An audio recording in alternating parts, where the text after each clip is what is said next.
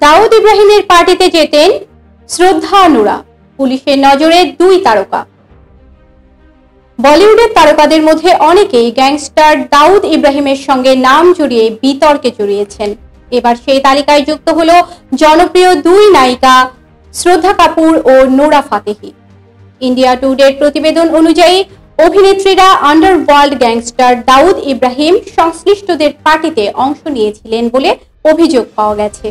জানা যায়, মুম্বাইয়ের এন্টি নারকোটিক্স সেল সম্প্রতি একটি বড় মাদক সিন্ডিকেটের সন্ধান পায়, যেটা শীর্ষ মাদক ব্যবসায়ী সেলিম দোলা নিয়ন্ত্রণ করেন।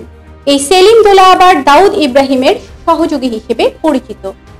ইন্ডিয়া টুডের প্রতিবেদন অনুযায়ী সেলিম দুবাইতে বসে পুরো সিন্ডিকেট নিয়ন্ত্রণ করেন। তার ছেলে তাহের দোলাকে গেল অগস্টে সংযুক্ত আরব আমিরাত থেকে ফিরিয়ে আনা হয়। তার কাছ থেকে এ সংক্রান্ত গুরুত্বপূর্ণ তথ্য পায় সে দেশের মাদক নিয়ন্ত্রণ অধিদপ্তর। তাহিরের ভাষ্য, বেশ কিছু বলিউড অভিনেতা অভিনেত্রী, মডেল, জারপার ও ফিল্ম মেকার তাদের আয়োজন করা ড্রাগ পার্টিতে অংশ নিয়েছিলেন, যেটা ভারত এবং ভারতের বাইরেও। পিটিআই-কে দেওয়া তথ্য অনুযায়ী শাইখ স্বীকার করেছেন যে তিনি এসব পার্টিতে মাদক সরবরাহ করতেন। দুবাই ভিত্তিক অন্য মাদক কারবারিদের সঙ্গে কাজ করার সন্দেহে তাকে রেড কর্নার নোটিশ জারি করে দেশে ফিরিয়ে আনা হয়। তার সর্বশেষ বক্তব্যের পর তদন্তকারীরা এখন খতিয়ে দেখছেন একই চক্রের আরো কারো মাধ্যমে এমন পার্টির আয়োজন করা হয়েছিল কি না।